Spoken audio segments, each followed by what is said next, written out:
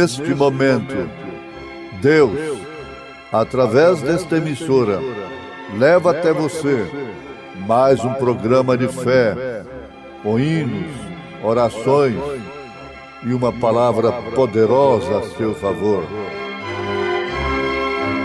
Fé para vencer o mundo. Somente crer, somente crer, tudo é possível, somente crer, somente crer, somente crer, tudo é possível, somente crer. Eu repreendo e castigo a todos quantos amo. Sê, pois, zeloso e arrepende-te. Eis que estou à porta e bato. Se alguém ouvir a minha voz e abrir a porta, entrarei em sua casa e com ele cearei, e ele comigo.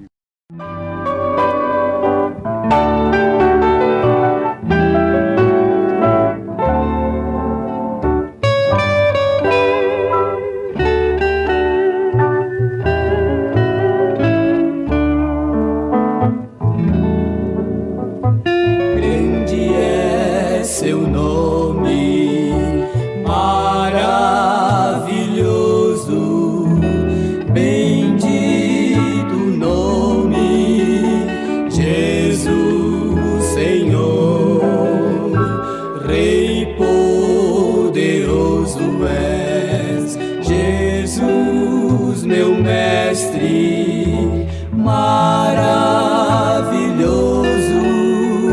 Jesus, Senhor, é o grande pastor, a rocha dos séculos, onipotente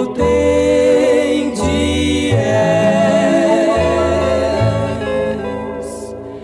reverenciai-o, amai seu nome, maravilhoso, Jesus, Senhor.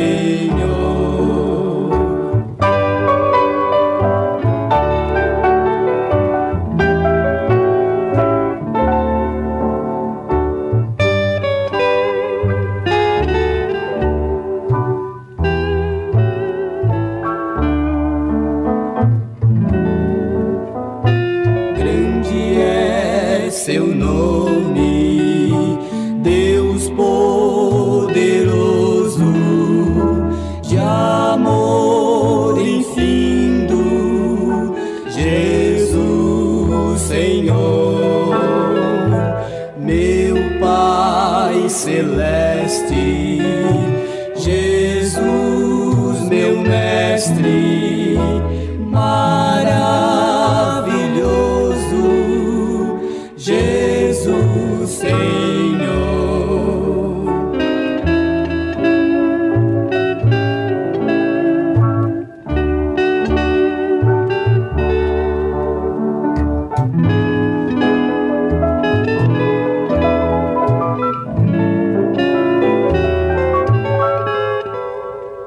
Reverenciai-o, amai seu nome, maravilhoso, Jesus, Senhor, Jesus, Senhor.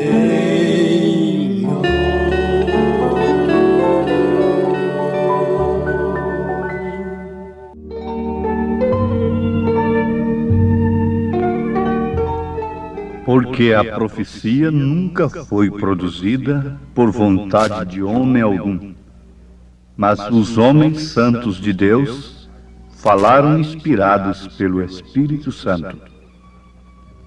2 Pedro, capítulo 1, versículo 21. Ouvintes, nós temos dois tipos de profecia. Como estas que encontramos nas Escrituras, dos dons carismáticos, e hoje só deve ser recebida pela igreja quando se refere a coisas que não estão escritas na Bíblia. Se você vai numa reunião de oração e ali levanta um profeta ou uma profetisa e começa a profetizar: eis que estou contigo, estou convosco, e repetindo coisas que estão escritas na Bíblia, isto é falso. Não tenha medo de dizer: isto é falso. Se vem uma profecia lhe dizendo que você deve ser batizado em nome do Senhor Jesus Cristo, ou que o batismo é em nome do Pai, do Filho e do Espírito Santo, tudo isto é falso. Essa profecia é falsa. Se vem uma profecia dizendo que eu sou um homem bom, sou um salvo, sou um verdadeiro pregador, eu digo: essa profecia é falsa. Se vem uma profecia dizendo que eu sou falso, eu direi a mesma coisa: ela é falsa. Eu já julguei profecia assim. Alguém dizendo que eu não sou eleito, que eu não sou um salvo, que eu sou perdido. E o outro ouviu uma voz dizendo que eu sou salvo, que eu sou um eleito, tudo mais. Eu disse: todos dois são falsos. Eu não preciso de profecia para dizer que eu sou filho de Deus. De maneira alguma. Agora, a profecia dos dons da igreja, nos quais nós cremos dentro da ordem da igreja, que diz, por exemplo: amanhã tal ponte vai cair e vai matar tantos homens, tantas pessoas. Então, isso não está escrito na Bíblia. E como eu vou saber se aquela profecia é verdadeira? É se aquilo acontecer. Amanhã vai chover em tal lugar, assim, assim. E não chove, então aquilo é falso. Envia-me fulano de tal, para tal lugar, assim, assim. Isso não está escrito na Bíblia. Desta maneira, os dons edificam a igreja, quando ordenados de acordo com a ordem da igreja. Agora, a profecia, na qual Laodiceia não crê nesta era, não aceita, não recebe, como Herodias não podia receber a profecia de João, como Jezabel não podia amar a profecia de Elias, a igreja laodiceiana não ama o profeta, a profecia de Deus, porque a profecia vem através do profeta. Na verdade, essa profecia é escriturística. Então, um profeta viria simplesmente lembrando o povo, não sob dons, mas pela palavra pregada, falada, e revelando as Escrituras, revelando onde está o verdadeiro batismo, como você deve se batizar, de que forma você deve crer em Deus, Deus repartido em 3 pessoas, 3 personalidades, portanto, ou num Deus único, com 3 manifestações, Pai, Filho e Espírito Santo, revelando o Apocalipse, mostrando o lugar da mulher nas Escrituras, junto a Deus, portanto, mostrando o lugar do homem. Então, Laodiceia, quando ouve isso, disse: somos ricos, não temos falta de nada, não precisamos de profeta. Esse é o estado de Laodiceia. Então, o que se passa com este povo dos últimos dias? Uma vez que estamos vivendo a última era da igreja, eles se desviaram da palavra. Não aconteceu outra coisa. Fique sabendo que Satanás não conseguiria nunca introduzir o pecado no mundo se Eva não tivesse saído da palavra. Satanás nunca teria implantado os seus credos e os seus dogmas e repartido as vestes de Jesus se ele não conseguisse tirar a igreja da palavra, dando então as suas doutrinas que encontramos no Apocalipse: a nicolaíta, baalanita e jezabelita. Então esta igreja laodiceiana não pode crer de maneira alguma no profeta, porque ela não pode crer na profecia. Ela crê nas falsas profecias, naqueles que veem seus próprios nomes falando bem dela. Ela crê em Zedequias e em seus comparsas, em seu grupo de profetas. Mas ela não crê no Micaías. Ela não crê no Elias. Isso é próprio dela. E mais do que isso, ela odeia o profeta. Ela odeia a ponto de procurar até a sua própria vida. Sim, amados. Uma característica perfeita da era em que estamos vivendo, como Laodiceia, está aí. Eles não são mais fervorosos acerca da profecia bíblica. E a própria Bíblia diz que por falta de profecia, eles se corrompem.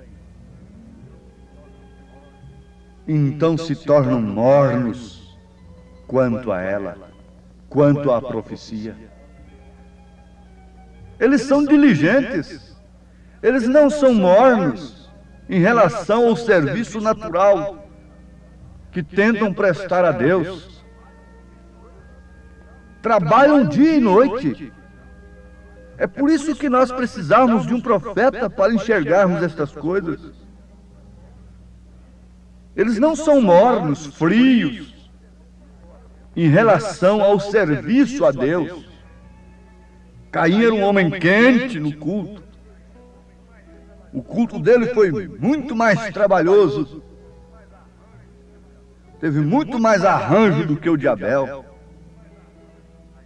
E assim, a igreja laodiceiana procede porque o pai dela é Caim, disse Jesus. Então eles são mornos quanto à profecia verdadeira de Deus. Agora, quanto aos seus credos, as suas doutrinas, eles são zelosos, como os fariseus, os sacerdotes foram tão zelosos a ponto de matarem a Jesus Cristo, aos apóstolos, a todos os fiéis, cuidando de estar fazendo um serviço a Deus. Eles trabalham dia e noite, eles escrevem, eles estudam, eles oram, eles calejam os joelhos, eles levam noites e noites fazendo um tratado contra o profeta, contra a profecia de Deus. Então eles são mornos em relação à palavra, à profecia original. Mas quanto aos seus credos, eles não são mornos, eles são diligentes. Bom, amados, por que o povo se perde em meio a tanta confusão? E muitos chegam a dizer: em quem vamos crer mais?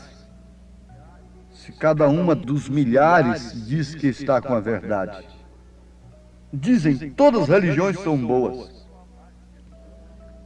Não há mais do que duas religiões.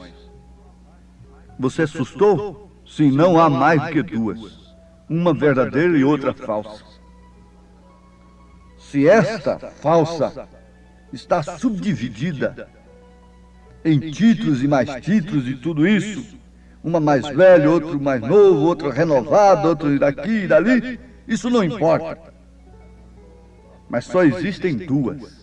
uma falsa e uma verdadeira, duas vinhas. A Bíblia é clara nisso. E por que as pessoas ficam confundidas?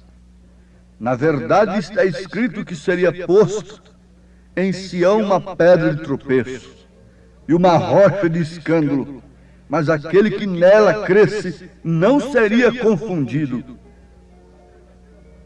Sempre a verdadeira profecia confundiu as falsas. Elias foi um homem perturbador. A mensagem de Noé não era nada, era louca, mas perturbou o mundo de então. Eles dizem, isso aí é um João ninguém, mas a sua mensagem perturba o mundo. A sua mensagem os inquieta. A sua mensagem, por fim, levará grandes pessoas que um dia pensaram que não tinham tempo e não deveriam dar tempo para se ocuparem com tão pequena coisa. Isso para mostrar o desprezo, a se ocuparem com diligência contra elas. Sim, amados, muitas pessoas pouco se importam em ler o Velho Testamento e por isso desconhecem o cumprimento das profecias no Novo Testamento. Desconhecem as promessas e especialmente desconhecem a principal coisa que está acontecendo neste dia, nesta hora presente. Vocês sabem que os teólogos tinham a Bíblia na cabeça, as Escrituras nas mãos e as conheciam de cor. E eles estavam justamente no lugar certo em que deveria nascer o Messias, em Belém.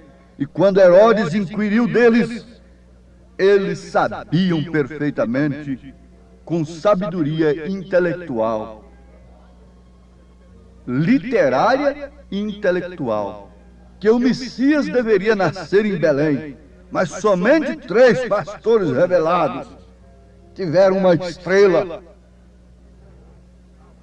que os guiou onde estava o Messias. Eles tinham conhecimento literário e intelectual, religioso da coisa, que era lá mesmo em Belém. Mas quando a coisa aconteceu, a Virgem concebeu e deu à luz um filho, eles não sabiam de maneira alguma onde estava aquele filho. E aquele filho cresceu, segundo as profecias do Velho Testamento. E eles, por fim, deixaram ali suas Bíblias em cima de suas mesas e foram arrancar cabelos das barbas desse filho. Foram cuspir naquele templo. Quando se um homem cuspisse dentro do templo onde eles adoravam, ele seria apedrejado. Mas, no entanto, eles cuspiram no templo. Eles feriram o templo, direta ou indiretamente. Eles deram punhadas em Jesus, através das armas que eles estavam usando, do sistema político do dia. Eles levaram Jesus Cristo à cruz. Veja, foi através dos romanos, que os romanos estavam sobre eles, a igreja estava sem sal, o sal tinha ficado insípido, e ela estava sob um domínio político, e então ela não podia fazer outra coisa senão casar a coisa, misturar a coisa. E como eles poderiam levar, sendo eles os intérpretes das Escrituras, levar o cumprimento máximo das Escrituras naquele dia para ser julgado por um homem pagão que não entendia nada de Deus. É o que eles fazem hoje. Pegam um homem chamado, vocacionado por Deus, simplesmente por não ter passado pelas suas escolas de pensamento, e os levam para os bastidores de homens que estão ordenados mesmo por Deus, mas para outro fim muito diferente. Não para julgarem a religião, não para julgarem coisas espirituais. Paulo os repreendeu por causa disto, repreendeu os coríntios, em 1 Coríntios capítulo 6. Não podeis vós mesmos julgar estas coisas. Por que vocês vão levar estas coisas para ímpios? Os sacerdotes levaram Jesus para ímpios, que não entendiam nada das Escrituras, sendo eles doutores nas Escrituras. Deveriam dizer, não, esse é o Messias, porque nele está se cumprindo tudo. Ele disse, crede pelo menos por causa das obras. Mas vejam, o conhecimento deles causou-lhes a queda. Causou-lhes a queda terrível. Causou-lhes cegueira. Jesus chegou a dizer 1000 vezes preferível, em força de expressão, que eles fossem cegos, que eles não tivessem as Escrituras, que eles não conhecessem as Escrituras, que eles não fossem sacerdotes, que eles fossem ladrões, que eles fossem meretrizes como Maria Madalena, como ladrão crucificado do lado direito. Sim, amados, se nós formos esperar por esta fonte que deveria indicar um profeta nesta era para o povo pereceria, sem dúvida. Então Deus tem que passar por todos eles e chamar leigos, homens descompromissados, com suas mentes descompatibilizadas, chamar doidos do deserto. Foi um doido do deserto, comedor de gafanhotos com mel, barata com mel, exalava mau cheiro, sem colarinho duro, sem coisa alguma, sem treinar gestos numa plataforma. Levou o seu dedo grosso, sem anel, para um outro, que para eles, para os entendidos, era um bastardo, porque a Virgem concebeu. Que mistério é esse? E esse louco do deserto, João Batista, com aquele dedo grosso, disse, eis o Cordeiro de Deus que tira o pecado do mundo. Quem deveria apontá-lo como Cordeiro de Deus era Caifás, era o sumo sacerdote, e não um louco lá do deserto. Mas a palavra diz, a Bíblia diz que, sendo Anás, Caifás, sumos sacerdotes, a palavra do Senhor veio a João lá no deserto. A palavra do Senhor não veio a eles, embora eles, tendo em suas mãos, tendo em suas mentes, tendo em seus intelectos, é a mesma coisa agora. Não mudou, não. Salva-te por ti mesmo. Aqui está a mensagem de Jesus Cristo para esta era. Eu repreendo e castigo a todos quantos amo. Sê, pois, zeloso, arrepende-te. Eis que estou à porta e bato. Se alguém ouvir a minha voz e abrir a porta, entrarei em sua casa e com ele cearei e ele comigo.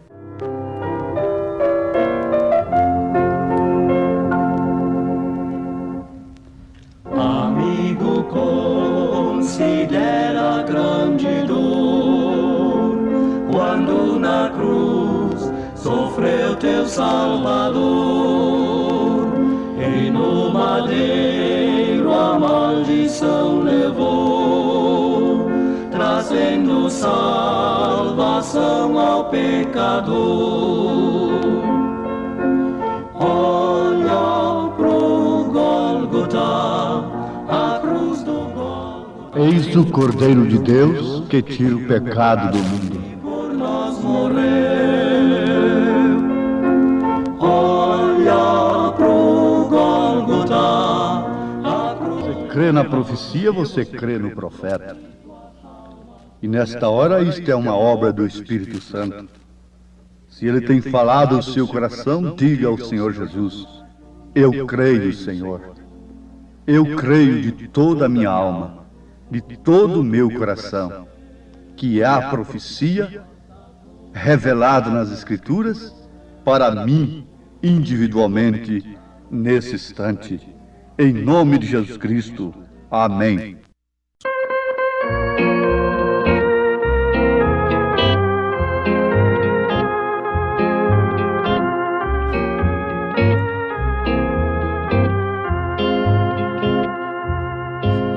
profecias já estão cumpridas. Tudo nos diz que Cristo vem já. Toda alma que não é redimida, nesse dia muito sofrerá. Mas para todos que fomos lavados, esse dia glorioso será. Subiremos a morar com Cristo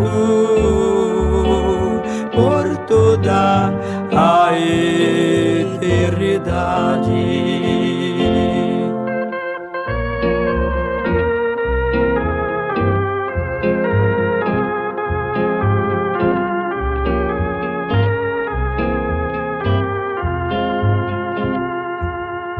Este mundo ficará turbado, sem consolo, sem gozo e sem paz. Clamará ao Senhor dos céus, mas então será tarde demais. Mas para todos que fomos lavados, esse dia glorioso será. Subiremos a morar com Cristo por toda a eternidade.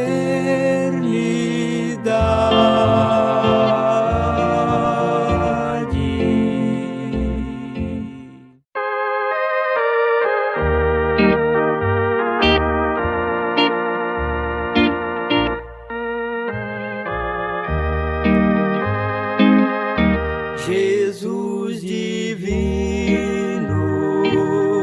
Mestre bendito, eis-me rendido